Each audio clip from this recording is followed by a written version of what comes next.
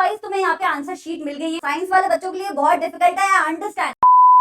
हाय बच्चों, मेरा नाम है शुभम पाठक, वेलकम टू माय चैनल। आज की वीडियो में हम दो चीजें डिस्कस करने वाले हैं। नंबर 1, हाफ ईयरली एग्जाम में तुम कैसे सारे सब्जेक्ट्स में अच्छे मार्क्स लेके पास हो सकते हो। नंबर 2, कैसे आगे आने वाले महीनों में तुम कंसिस्टेंटली पढ़ाई करके बोर्ड एग्जाम 2025 में अपने मन मुताबिक नंबर ला सकते हो। Let's start with your half yearly exam. So 99% CBSE schools में हाफ ईयरली एग्जाम सितंबर के महीने में हो जाते हैं। हाफ ईयरली एग्जाम की स्ट्रैटेजी के लिए तुम्हें सबसे पहले अपने टाइम को दो पार्ट्स में डिवाइड करना है। एक एग्जाम से पहले वाला टाइम और दूसरा एग्जाम के ड्यूरेशन वाला टाइम, क्योंकि इन दोनों की तैयारी होने वाली है अलग। अभी का जो टाइम है वो ऑब्वियसली तुम्हारे पास कम है, 7-8 दिन या 10 दिन से ऊपर तुम्हारे पास हाफ ईयरली से पहले का टाइम नहीं होगा। लेकिन हमें इसे वेस्ट नहीं करना है, बल्कि हमें इसमें वो वाले चैप्टर्स रिवाइज करने हैं जो हमारे किसी ना किसी पीरियोडिक टेस्ट यानी कि यूनिट टेस्ट या फिर किसी ट्यूशन या स्कूल के टेस्ट में ऑलरेडी रिवाइज हो चुके हैं।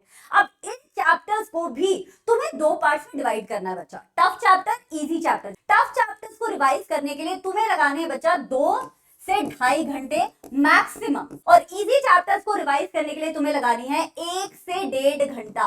क्यों मैं बोल रही हूँ 1 से 1.5 घंटा? क्योंकि हो सकता है कि कोई चैप्टर लंबा हो उसमें 1.5 घंटा लग जाए, कोई चैप्टर छोटा हो उसमें 1 घंटा लग जाए, राइट?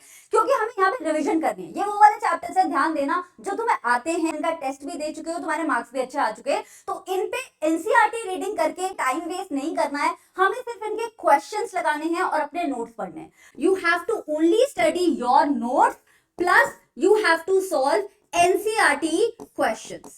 अब आते हैं हम दूसरे टाइम पे। हाफ ईयरली के एग्जाम्स के बीच में जो तुम्हें छुट्टियां मिलती हैं, उस टाइम को फर्दर तुम्हें दो पार्ट्स में डिवाइड करना है। फॉर एग्जाम्पल, मैथ्स के पेपर में तुम्हें मिली 4 दिन की छुट्टी, तो 2 दिन आ गए यहाँ, 2 दिन आ गए यहाँ। 50% टाइम में, आधी प्रिपरेटरी हॉलिडेज में तुम्हें क्या करना है, वो वाले चैप्टर की थ्योरी पढ़नी है जो हाफ ईयरली एग्जाम के सिलेबस में आ तो रहे हैं, लेकिन वो अभी किसी पीरियोडिक टेस्ट में हुए नहीं है। अब ये वो वाले चैप्टर्स होते हैं बच्चा जिनके कॉन्सेप्ट्स हमें आते हैं कि नहीं आते हैं, हमें अच्छे से पता नहीं है, क्योंकि अभी तक हमने इनका टेस्ट ही नहीं दिया है। तो इनकी थ्योरी पे फोकस करने के लिए मैं तुम्हें दे रही हूँ 50% ऑफ द प्रिपरेटरी हॉलिडेज।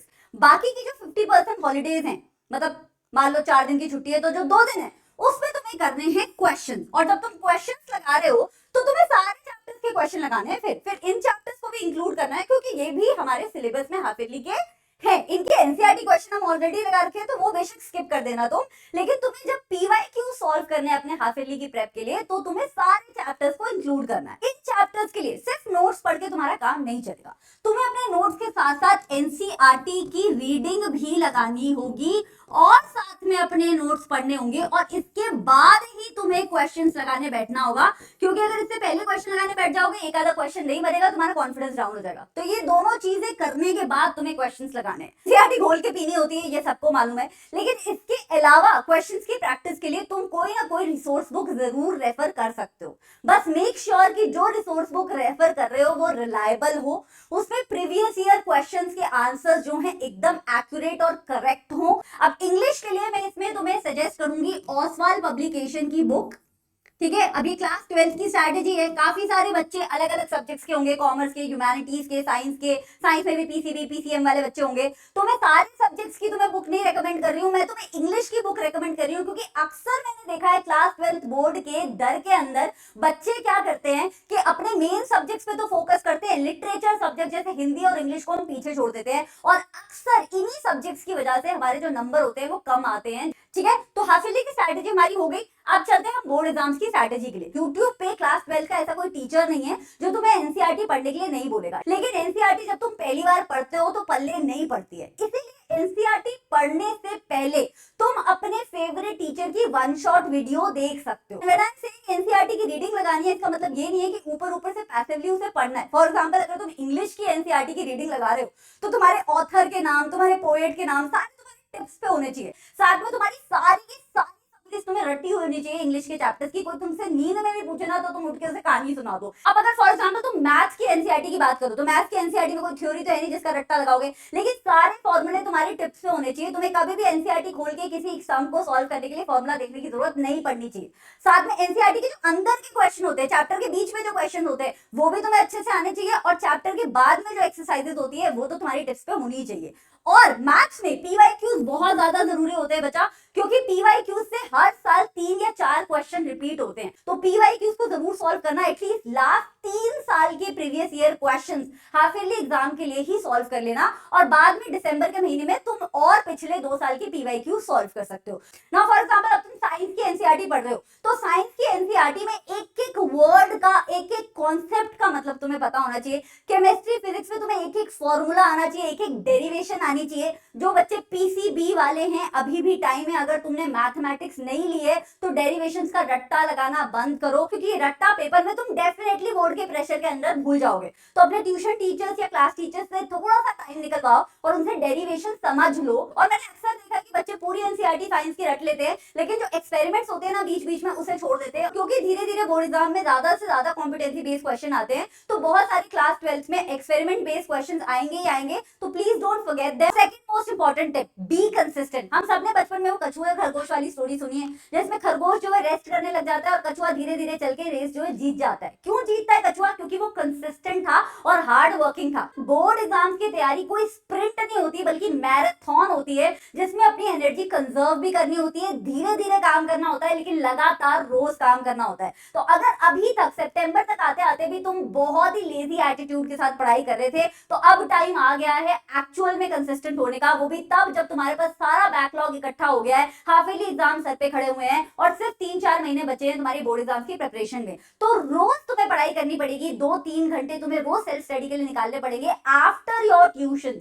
और कंसिस्टेंसी का मतलब ये नहीं कि कोई तुम बहुत ही रिजिड सा टाइम टेबल बना लो जिसमें तुम्हारा एक एक घंटा ब्लॉक है, इस घंटे में ये करेंगे, इस घंटे में ये करेंगे। नहीं, रिजिड टाइम टेबल्स कभी भी वर्क नहीं करते। कंसिस्टेंसी का मतलब है कि रोज तुम्हें शो अप करना ही पड़ेगा। मूड नहीं है, पढ़ाई करो, गुस्सा आ रहा है, पढ़ाई करो, तबीयत खराब है, थोड़ी सी पढ़ाई कर लो, लेकिन करो जरूर। तो कंसिस्टेंसी का मतलब है that you have to show up every day. इसका मतलब ये नहीं कि एक दिन में एक चैप्टर खत्म कर दो। साइंस वाले बच्चों के लिए बहुत डिफिकल्ट है, आई अंडरस्टैंड। इनफैक्ट ह्यूमैनिटीज में भी हिस्ट्री के चैप्टर्स इतने इतने बड़े बड़े हैं कि एक हफ्ते में शायद एक चैप्टर खत्म हो, अगर तुम स्क्रैच से खुद से पढ़ रहे हो। तो मैं ये नहीं कह रही हूँ कि एक दिन में एक चैप्टर खत्म करो, बल्कि मैं ये कह रही हूँ हर महीने में हर सब्जेक्ट के कोई 2 चैप्टर्स उठा के खत्म कर दो ईच मंथ। इसका मतलब है अक्टूबर का महीना है तुम्हारे पास, नवंबर का महीना है, दिसंबर का महीना है। जनवरी को हम काउंट नहीं करेंगे, क्योंकि जनवरी हम सिर्फ और सिर्फ रिवीजन में यूटिलाइज करना चाहते हैं। तो तुम्हारे पास बचे हाफ ईयरली को छोड़ के 3 मेन महीने, अक्टूबर, नवंबर, दिसंबर। अगर तुमने हर सब्जेक्ट के 2 चैप्टर्स हर महीने में खत्म कर दिए, तो तुम्हारे 4 मेजर सब्जेक्ट्स हैं बच्चा, 4 मेजर सब्जेक्ट्स हैं। फॉर एग्जांपल अगर पीसीबी की बात की जाए तो तुम्हारे पास फिजिक्स है, केमिस्ट्री है और बायोलॉजी है, साथ में एक इंग्लिश होगा, राइट। 4 मेन सब्जेक्ट्स के अगर तुम हर महीने 2-2 चैप्टर निपटा रहे हो, तो 3 महीने के अंदर तुम्हारे कितने चैप्टर हो गए? 24 चैप्टर तुमने निपटा दिया। तो कंसिस्टेंट रहना ज्यादा जरूरी है, प्रोक्रेस्टिनेशन को आज ही खत्म करना जरूरी है, अपने आप को अकाउंटेबल होल्ड करना शुरू करो। अगर तुम चाहते हो तुम्हारा कोई ऐसा दोस्त है जो पढ़ने में बहुत अच्छा है, उसे अपना पढ़ने में बहुत अच्छा है, तो उसे अपना अकाउंटेबिलिटी बड़ी बना सकते हो। रोज अपने आप को एक टारगेट देके अपने दोस्त से डिस्कस कर सकते हो और बस उसे बोल सकते हो कि मेरी इतनी सी हेल्प कर दे यार, कि शाम को मेरे से एक बार पूछ लिया कर कि मैंने टारगेट किया अपना कंप्लीट कि नहीं किया। इससे तुम ज्यादा मोटिवेटेड रहोगे अपने टारगेट्स को कंप्लीट करने के लिए। If you don't have such a friend, you can ask your parents और your sibling to do that for you. Now third most important thing, don't keep revision for the last. 80% बच्चे board exams में क्या करते हैं, ये वाला time table follow करते हैं। अक्टूबर में नए चैप्टर्स पढ़ते हैं, नवंबर में नए चैप्टर्स पढ़ते हैं, दिसंबर में नए चैप्टर्स पढ़ते हैं और प्री बोर्ड दे देते हैं और जनवरी में रिवाइज करने बैठते हैं। और जब वो ये रिवाइज करने बैठते हैं तो उन्हें पता चलता है कि यार अक्टूबर वाले भी चैप्टर्स याद नहीं है, नवंबर वाले भी चैप्टर्स याद नहीं है। तो ये गलती नहीं करनी है, इनफैक्ट तुम्हें ये वाला टाइम टेबल फॉलो करना है। तुम्हें अपने इन 3 महीनों को वीक वाइज यूटिलाइज करना है। पहले के 3 वीक तुम्हें थ्योरी को पढ़ने के लिए रखने हैं और लास्ट का 1 वीक तुम्हें उसी थ्योरी को रिवाइज करने के लिए रखना है।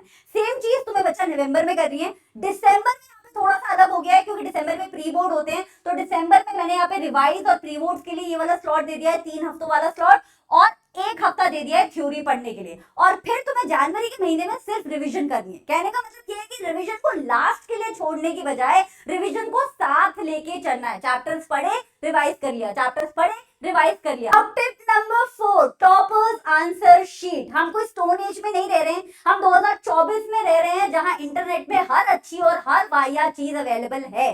तो use the internet for your advantage. जब भी टाइम मिलता है इंटरनेट पे जाके CBSE class 12 topper answer sheet search करो, आंसर शीट की पीडीएफ निकालो और उसे ब्राउज थ्रू करो। जब तुम टॉपर की आंसर शीट देखोगे तो तुम्हें 3 चीजों का ध्यान रखना है। एक, उन्होंने कैसे प्रेजेंटेशन किया है। हर टॉपर बच्चा अलग तरीके से पेपर प्रेजेंट करता है, तो जो पेपर प्रेजेंटेशन तुम्हें अच्छी लग रही है, आई कैचिंग लग रही है, उसे एक पेपर पे नोट डाउन कर लो, पेपर पे नोट डाउन कर लो। Number 2, clear your doubt. जैसे तुम्हें नहीं पता होता है कि बोर्ड एग्जाम में यार ब्लैक पेन अलाउड है कि नहीं अलाउड है, जेल पेन से लिखें कि बॉल पेन से पेपर लिखें कि जल्दी हैंडराइटिंग बने। नंबर 3, आंसर का फ्लो, वेरी वेरी इंपॉर्टेंट कि आंसर कैसे प्रेजेंट किया हुआ है, बीच में कितना स्पेस है, कहाँ पे आंसर लिखा है, कहाँ पे बॉक्स बनाया है, ये सारी चीजों को नोटिस करना स्टार्ट करो। अब तुम बोलोगे मैम ये टॉपर्स की आंसर शीट मिलेगी कहाँ? सीबीएसई की वेबसाइट पे। जब तुम किसी भी सर्च इंजन पे जाके CBSE class 12 topper answer sheet लिखते हो तो सबसे पहला लिंक यही आता है। और जब ये लिंक खुलेगा तो कुछ ऐसा सा पेज खुल जाएगा,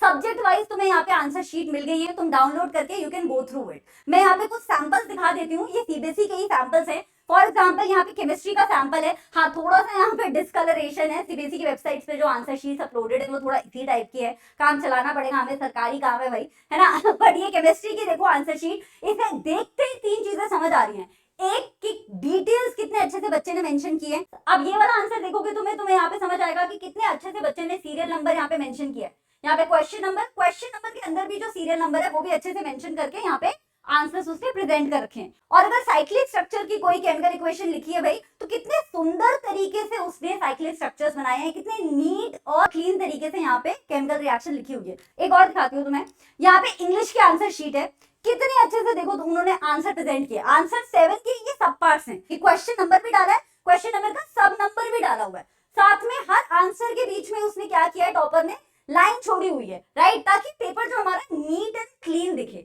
और क्लियर हैंडराइटिंग है, मैं ये नहीं कह रही हूँ तुम्हारी बहुत सुंदर हैंडराइटिंग होनी चाहिए, लेकिन जो भी तुम वर्ड्स लिख रहे हो वो इन्विजिलेटर को समझ तो आना चाहिए ना, तो काफी क्लियर सी हैंडराइटिंग है उसकी, तो ये हमें यहाँ पे समझ आ गई। नाउ देयर इज मैथ्स का मॉडल टेस्ट पेपर जो सीबीएसई की वेबसाइट से निकाला है मैंने। यहाँ पे बच्चे की हैंडराइटिंग देखो बहुत फैली हुई है, लेकिन उससे कोई फर्क नहीं पड़ता। फर्क किस चीज से पड़ता है कि उसने आंसर को अलग से जगह दी हुई है। फर्क किस चीज से पड़ता है, क्योंकि उसने फॉर्मूले अच्छे से लिखे हुए हैं, उसने स्टेप्स के बीच में भी स्पेस छोड़ी है। चाहे मैथ्स का ही पेपर है, कई बच्चे क्या करते हैं यहीं से लिखना शुरू हो जाते हैं, तो इसके और इसके बीच में चीजें मर्ज होनी शुरू हो जाती है। लेकिन ये टॉपर बच्चे ने क्या किया कि आंसर्स के स्टेप्स के बीच में भी जगह छोड़ी हुई है। सो ये सारी चीजें तुम इससे सीख सकते हो। तो this was all for this video बच्चा। And the last thing I would like to say is कि हाफ ईयरली एग्जाम्स में ऐसा मत सोचो कि सितंबर का पूरा महीना जा रहा है और हमारा टाइम वेस्ट हो रहा है, बल्कि ऐसा सोचो कि अभी तक जितना भी सिलेबस था, 30 to 50% syllabus half yearly exam में आता है, वो सारा हमारा अच्छे से प्रिपेयर हो रहा है। So look forward to it with a positive attitude, prepare for it nicely, बिल्कुल वैसे ही एग्जाम देके आओ जैसे बोर्ड एग्जाम्स देते हो, and I am sure you will pass with flying colours. और उसके बाद स्ट्रैटेजी को फॉलो जरूर करना, और अगर इसे देख के तुम्हें थोड़ा सा भी मोटिवेशन आया है तो वीडियो को लाइक करके कमेंट में बस एक छोटा सा सेंटेंस लिख देना, I can do it. So I'll see you next time. Next video is gonna be on paper presentation. Don't forget to follow. Bye bye.